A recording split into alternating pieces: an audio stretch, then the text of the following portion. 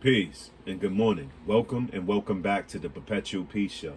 Please like, subscribe, share, and press the notification bell. Today, my yearly daily reading plan consists of November 22nd with the books Ezekiel chapter 44, verse 1 through chapter 45, verse 12. The prince, Levites, and priests. Then the man brought me back to the east gateway in the outer wall of the temple area, but it was closed.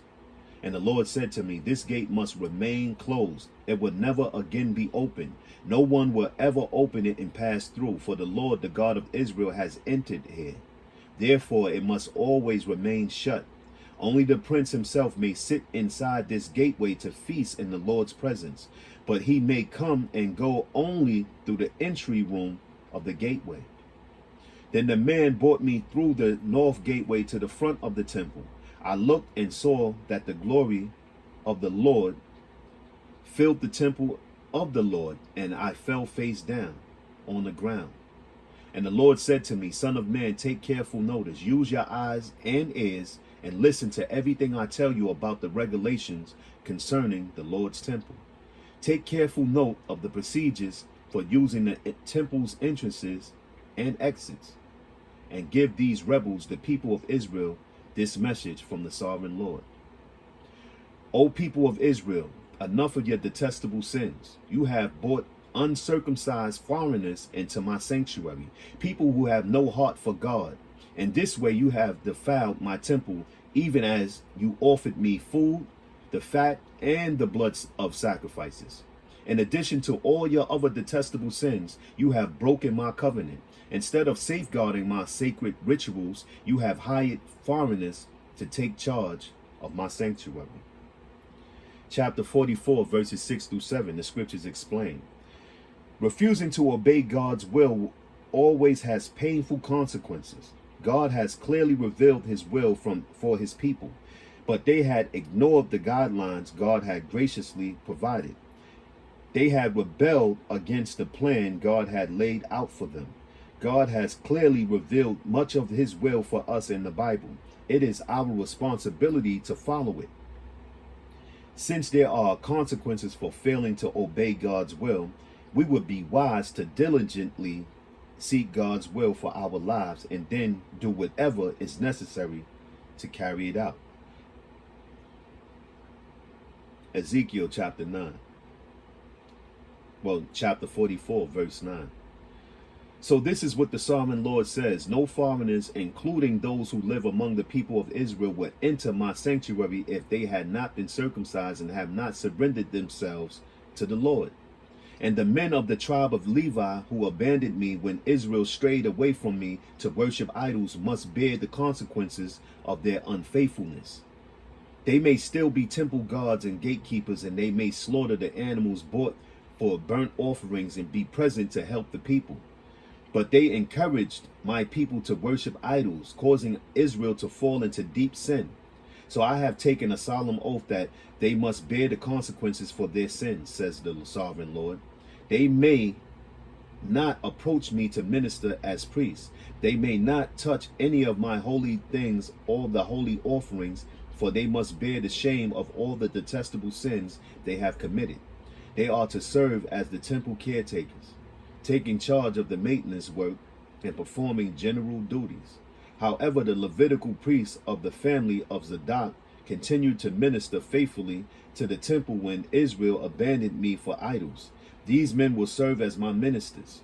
They will stand in my presence and offer the fat and blood of the sacrifices, says the sovereign Lord. They alone will enter my sanctuary and approach my table to serve me. They will fulfill all my requirements. When they enter the gateway to the inner courtyard, they must wear only linen clothing. They must wear no wool while on duty in the inner courtyard or in the temple itself. They must wear linen turbans and linen undergarments. They must not wear anything that would cause them to perspire. When they return to the outer courtyard where the people are, they must take off the clothes they wear while ministering to me. They must leave them in the sacred rooms and put on other clothes so they do not endanger anyone by transmitting holiness to them through this clothing. They must neither shave their heads nor let their hair grow too long. Instead, they must trim it regularly. The priests must not drink wine before entering the inner courtyard. They may choose their wives only from among the virgins of Israel or the widows of the priests. They may not They may not marry other widows or divorced women. They will teach my people the difference between what is holy and what is common, what is ceremonially clean and unclean. They will serve as judges to resolve any disagreements among my people. Their decisions must be based on my regulations, and the priests themselves must obey my instructions and decrees at all the sacred festivals, and to see to it that the Sabbaths are set up apart as holy days. A priest must not defile himself by being in the presence of a dead person unless it is his father, mother, child, brother, or unmarried sister. In such cases, it is permitted.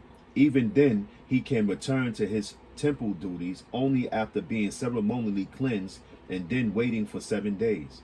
The first day, he returns to work and enters the inner courtyard and the sanctuary. He must offer a sin offering for himself, says the sovereign Lord. The priests will not have any property or possession or land, for I alone am their special possession. Their food will come from the gifts and sacrifices brought to the temple by the people, the grain offerings, the sin offerings, and the guilt offerings. Whatever anyone sets apart for the Lord will belong to the priests. The first of the ripe fruits and all the gifts brought to the Lord will go to the priests. The first batch of dough must also be given to the priest so that the Lord will bless your homes. The priest may not eat meat from any bird or animal that dies a natural death or that dies after being attacked by another animal. Ezekiel chapter 45, verses 1 through 12. Division of the land. When you divide the land among the tribes of Israel, you must set aside a section for the Lord as his holy portion. This piece of land will be 8 1/3 miles long and 6 2/3 miles wide. The entire area will be holy. A section of this land measuring 875 feet by 875 feet will be set aside for the temple. And an additional strip of land 87.5 feet wide is to be left empty all around it. Within the larger sacred area, measure out a portion of land 8 1/3 miles long and 3 1/3 miles wide. Within it, the sanctuary of the most holy place will be located. This area will be wholly set aside for the priests who minister to the Lord in the sanctuary. They will use it for their homes, and my temple will be located within it. The strip of sacred land next to it, also 8 1/3 miles long and 3 1/3 miles wide, will be a living area for the Levites who work at the temple. It will be their possession and a place for their towns. Adjacent to the larger sacred area will be a section of land 8 1/3 miles long and 1 2/3 miles wide. This will be set aside for a city where anyone in Israel can live. 2 special sections of land will be set apart for the prince.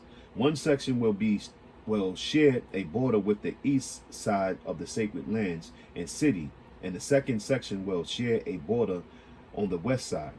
Then the far eastern and western borders of the prince's lands will line up with the eastern and western boundaries of the tribal areas. These sections of land will be the prince's allotment. Then my princes will no longer oppress and rob my people. They will assign the rest of the land to the people, giving an allotment to each tribe. Rules for the princes. For this is what the sovereign Lord says: enough, you princes of Israel. Stop your violence and oppression and do what is just and right. Quit robbing and cheating my people out of their land. Stop expelling them from their homes, says the sovereign Lord. Use only honest weights and scales and honest measures, both dry and liquid. The homer will be your standard unit for measuring volume. The ephah and the bath will each measure 1/10 of a homer. The standard unit for weight will be the silver shekel. 1 shekel will consist of 20 gerahs, and 60 shekels will be equal to 1 mina. Peace and amen. Continue to have a safe and blessed day. The Perpetual Peace Way.